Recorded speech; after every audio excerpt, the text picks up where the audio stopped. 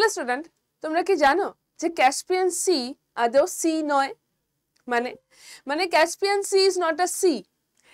Caspian sea কে আমরা sea বলতে পারি না, আমরা সমুদ্র বলতে পারি না। তার কারণ হচ্ছে ক্যাসপিয়ান সি কোনো রকম ভাবে কোনো উন্মুক্ত সমুদ্রের সাথে যুক্ত নয়।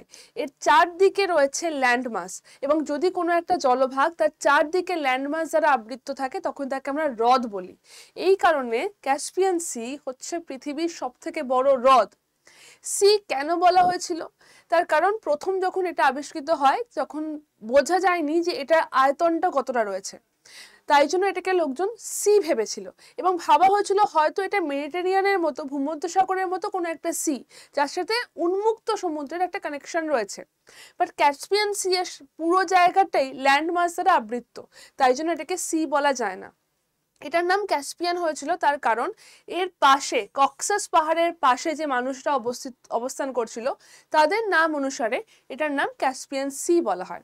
তোমাদের জন্য একটা প্রশ্ন, পৃথিবীর সবথেকে বড় হ্রদ ক্যাসপিয়ান সি, এটা কি নোনা জল নাকি স্বাদু জল? সেটা কমেন্টে জানাও। আর এটাই আজকে তোমাদের জিওগ্রাফিক্যাল ফ্যাক্ট।